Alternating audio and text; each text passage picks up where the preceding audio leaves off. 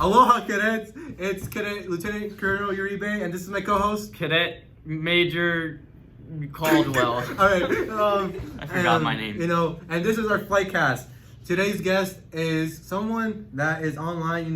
She hasn't been here as much as I wanted her. She was a really cool cadet back in the day. Now she sucks. I'm just joking. She's great. We have Cadet Freeland. Now she hates us. It's exciting, man. How's it been? It's been good. I know. Just one day you were like in school, just doing your own thing, and then now we're doing a podcast, man. Yeah. We're I famous. I wasn't expecting to do the podcast today, but No, but hey, anything can happen on these podcasts. That's why you have to tune in. So, how's life, man? It's been really hectic for me, but with like everything going on because I'm online and then the medical stuff, but I've been getting out more, and Yeah, COVID is tough, man. Like, yeah, you can't really do there's not really anything. a lot we can do. I've just been trying to get focused on school, Yeah. get all A's.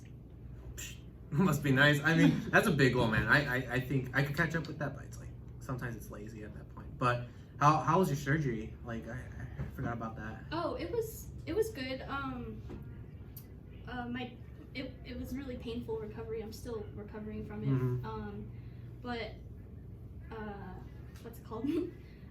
the last few weeks I've been getting a lot better. I've been going out more because I can't do anything with my arms for a while. But other than that, I've been doing a lot better. So you can't cook anymore? I can cook. I can't. He said I can't lift more than 10 pounds. Oh, dang, that's like everything. Man, nowadays. so you can't even cook anything. Man. No, I'm missing I can't lift a crock pot. Yeah. Man. Oh, that's tough. So who? Because you live with your dad, no? I live with my mom and my dad. Oh yeah. But I switch off. Okay. Yeah. So like, how's living with your dad? I mean, does he cook?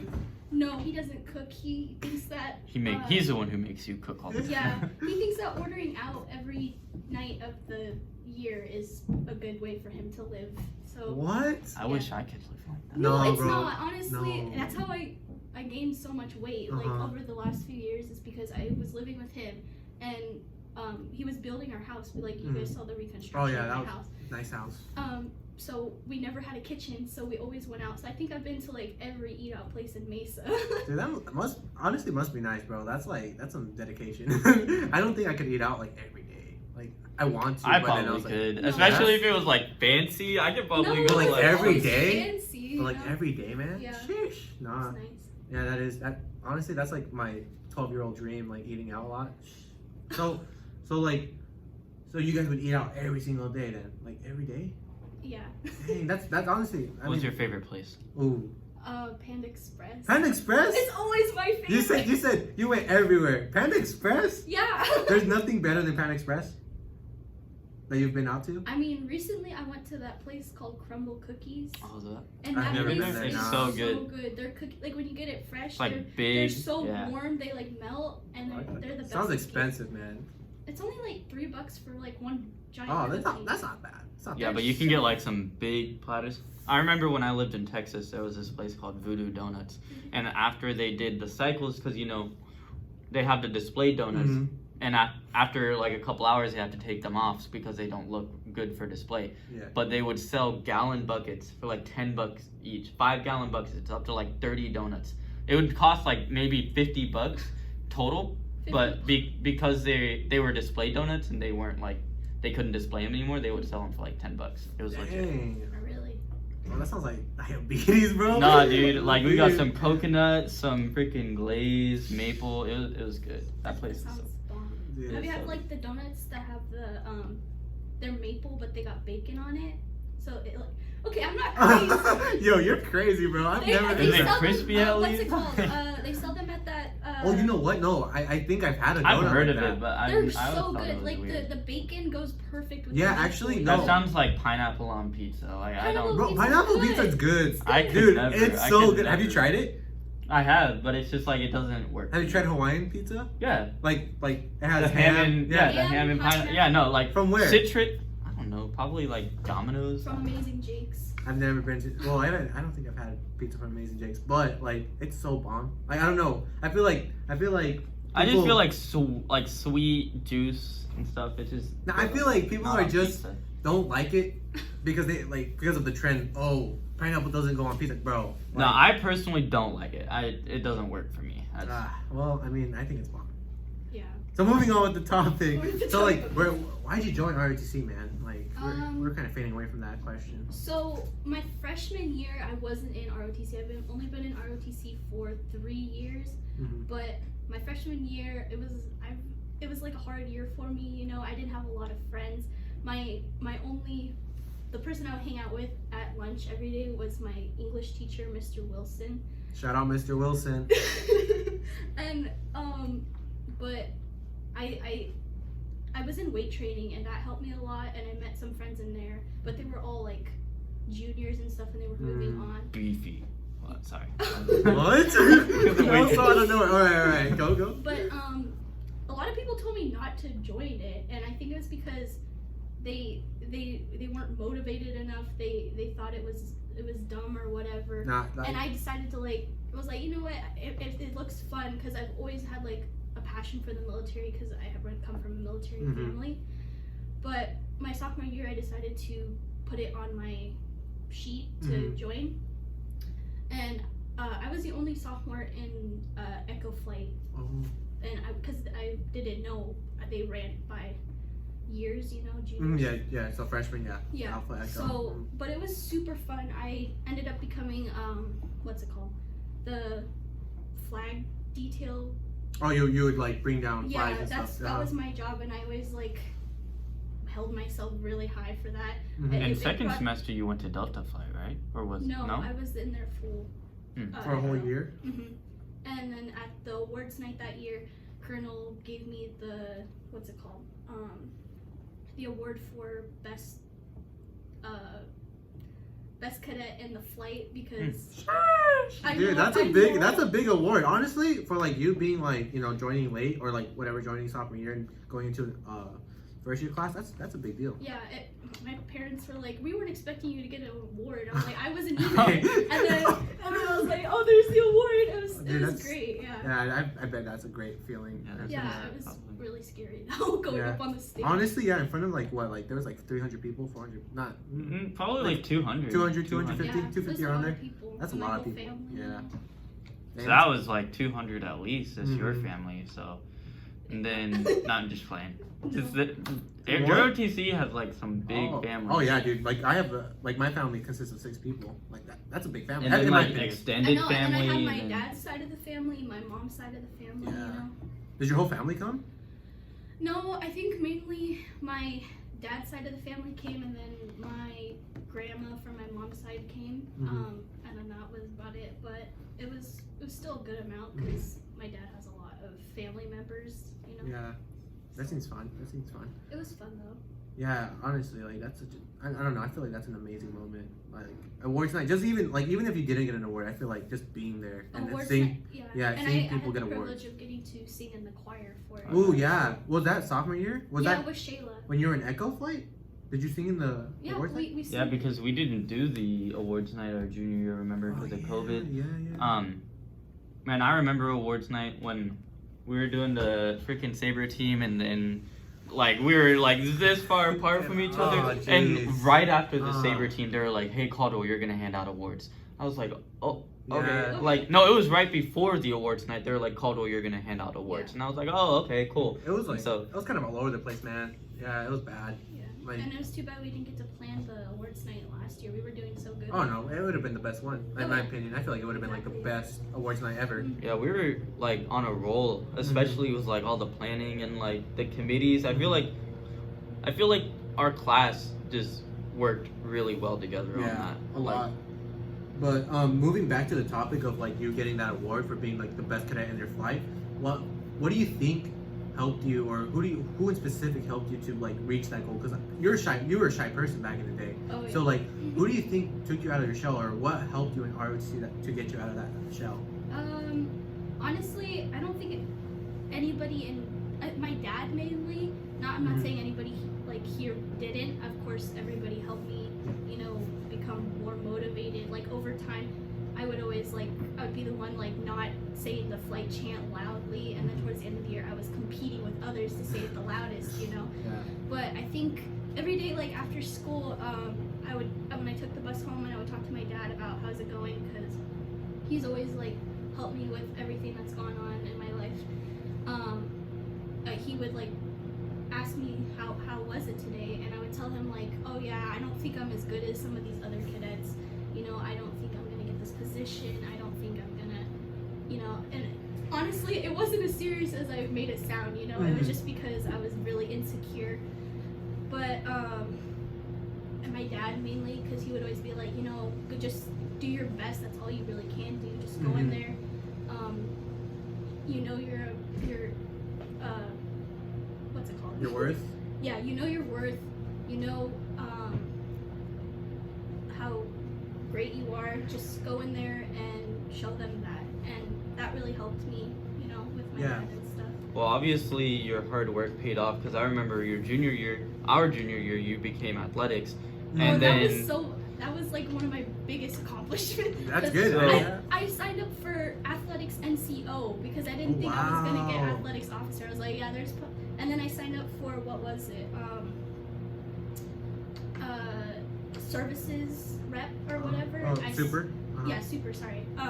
And then the master sergeant called me into his office, and he's like, "How would you feel about being an athletics officer?" I was like, Wait, so you didn't even sign up for the position as officer? You just athletics NCO. Wow, that's a hey, big that deal. goes to show for those of you. Yeah. We're getting to that time right now where you can apply for positions. Like, you never know when what you might get. Honestly, you just go for it. Like, you don't know. People are watching you. Like, they're seeing what you can do. Yeah, I feel like people who doubt themselves are the ones who do the best, or the ones that are actually doing really well. But the people that Overconfident. are overconfident are the ones that don't do too much or don't show too much, and it's they're all talk at that point. But the people that are quiet, they're the ones who do a lot. Yeah. You know what I mean? They're the ones who make this unit what it is.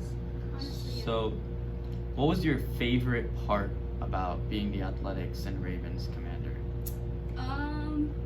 Honestly, there was a couple things. I loved planning different activities for Fridays on PT days, because Colonel's we need different ideas, you know, we can't keep doing all these just basketball, soccer, football repetitively. So I just searched up online, and I came up with some ideas that I did at some old summer camps that I went to, and that's how I came up with rock, paper, hula, or the rope, because we don't have hula. Man, I remember that was lit. I remember PT our That junior was year so was so fun. good.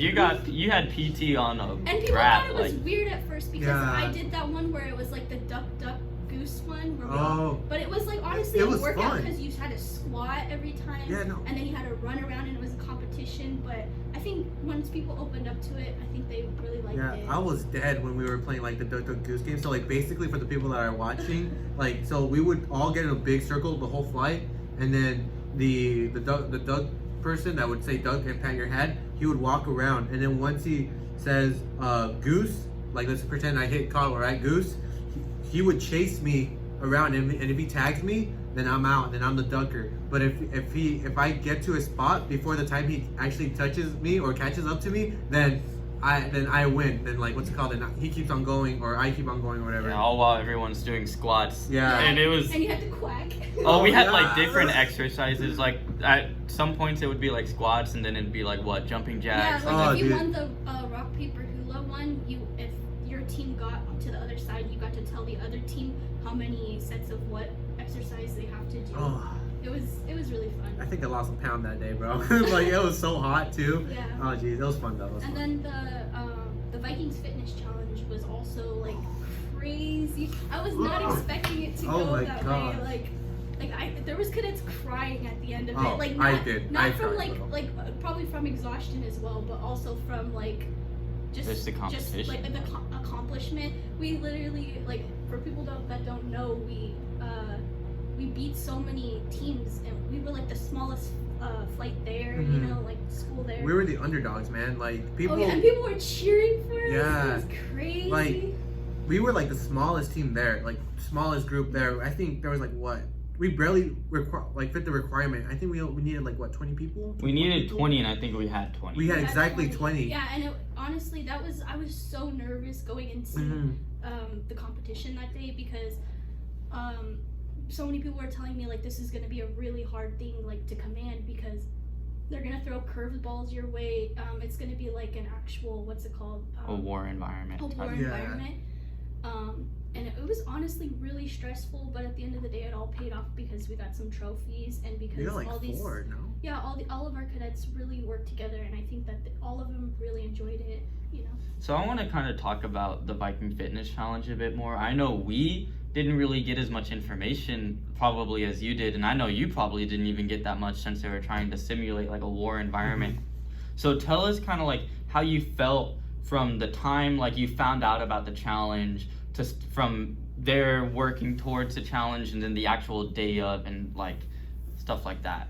So the day I found out about the challenge was when Debo like slapped a big packet on, and he's like, "Yeah, this is your next event." I was like, "Okay, what is it?" And he's like, "The Vikings Fitness Challenge," and I had no idea what it was. So I like asked around, and I was honestly like terrified because it was like a bunch of cadets that I was gonna have to be in charge of. And then I talked to Master Sergeant, and he's like, "Yeah, I can help you up until then." And Colonel was like, "But we can't help you at the challenge because it's not allowed." I was like, "Yeah, this is really scary." And working up until the challenge, it was more just like planning and trying to get people to go, like holding events after school to see who can do pull-ups and sit-ups and stuff like that. And not a lot of cadets could do pull-ups or anything like that. So like the Iron Cadet Challenge, it was really limited on the people we can do because nobody could do like a full pull-up really. So it was just kind of like strung out like, okay, you 3 got to go over there. And it was like, honestly, I picked 3 of our like smallest cadets, but they were so quick, and I think they did the best that they could do, you know? Yeah, to add on to that, like I remember exactly what happened. So I was supposed to be in the Iron Cadet Challenge, but due to the lack of cadets that went, there was only like 20 people, and then you guys had to do that. We had the academic bowl. We had to do the academic bowl. So me and Cottle and Curtis, and I think it was Curtis. I don't know. There was like 4 people that went, and I was like, oh, I think I'm gonna have enough time. So I went with you guys, and we were like, we thought we did so well, and like we failed, bro. We like, did so bad. We thought we actually did good. Like we were going through like, oh, this is so easy. This is so easy. And they wouldn't let you guys out. No, they wouldn't let us out. They wouldn't No. let you out. Like, they're like, oh, you need to wait until the second round is over or something. And I was like, no, we lost. And we're like, oh, dude. And I had to go because I was supposed to be doing the Iron Cadet Challenge. And so I was like, dang. And then we couldn't. Oh, I remember before that we couldn't find where the academic bowl was. We can't find anything because the map was like crazy. It was so bad. And then like, by the time I got there, it was like in the middle of it. I was like, when I realized my planning was not going to help me at all because the cadets I needed that I planned for that specific challenge were doing something else. So at that point, it was just like, who's in like the pit? You gotta like who's like resting, you know? Yeah, you gotta go do this, and it was just me like throwing out people. But it honestly, when I threw you out to go do that, what was that one game with the little ball where you had to do it? Oh, and you guys, Frisbee. Yeah, you got like second place, didn't you? Oh yeah. It was and I wasn't even expecting that. I was like, just go do this because I'm so stressed. Yeah, because wasn't it spike ball? I don't know, but the game was basically, it was like we were at a basketball court. It was half court, and you had this little like ball, like it was like a foam ball, and so it was a 3-on-3, and you could only pass the ball to a person, but once the person catches it, they need to stand still. They can't move, and so I forgot who it was. I'm pretty sure it was like Telefoga that. He was super exhausted because he was playing games back to back, and so he just couldn't keep on going. So I was like, you know what, switch me out.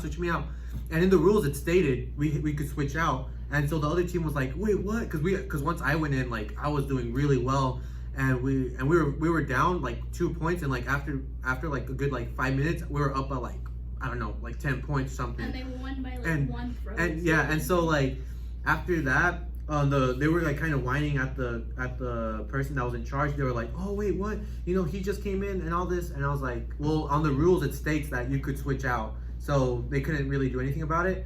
But then it got really it got really like a tied game. I don't know what happened. I think I was just like I was off or something, but and like everyone there, because they were getting ready to play dodgeball, and everyone was inside the gym, and so everyone was like, you know, cheering on the other team, and I felt all the pressure. I was like, oh no, and it was like, I don't know what happened, but the team scored, and that was it. That was the finale. I was just like, we went to overtime because it was a tie, and then they got the last point. I was like, oh no, dude. I was so like, but we did really good. We got second place. So yeah, honestly, like, you know what?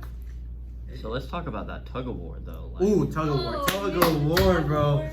Oh, that was so horrible. tell us a bit about it, Freeland. So for the tug of war to be able to compete in it, we had to run a lap around the field in under 2 minutes.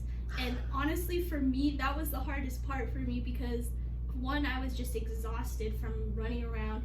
And just really quick, the tug of war was the last event that we did, so everybody was exhausted. Like, and we had to do a lap in under 2 minutes. And I had taken like a dodgeball in the gut earlier, so my stomach was hurting. I felt I was gonna throw up. But Gomez actually, he literally put his hand on my back and he's like, "You need to go," because he was like dragging me to the finish. I was like, I'm so gonna throw up all over you. He's like, "Just go." Just go. It was so funny, but we ended up making it. And I picked like all of our bigger, stronger cadets to be in the tug of war. And what's it called? We were watching other people do it, and then while we were watching, we actually came up with a strategy, which was to like squat and then pull. Remember, we came up with that. The drop and pull. Yeah, the drop and pull, and that ended up paying off because we ended up beating like 3 teams that were like. And these teams were like 2 times bigger than us, like, right? Like that one. And then there was the one team that was all football players. Oh my gosh. And we beat them once. And we thought we won. Like, we were all crying and cheering. And it was the finale. It was the final. Let's just, like, I feel like you're making it seem like it was just, like, no big deal. But, like, dude, like, oh my gosh. We were, like, literally pulling for, like, my arms 2 minutes. Like, it felt like a minute, like, 2 minutes straight, man.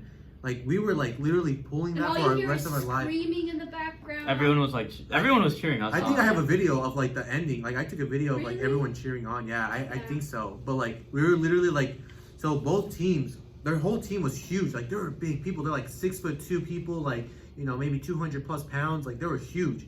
And we were, like, and our team, like, we had like maybe 4. Like, and then they had like a requirement where you have to have 1 female, like 2 female, I think, or something like that. And we had like we were pretty evened out with like males. Yeah, and it was females. half and half. It was half and half. Like, we got some pretty strong females in our core right now. And so we like literally we were dead center. No one moved anywhere because we were just pulling so hard, and their team was pulling so hard.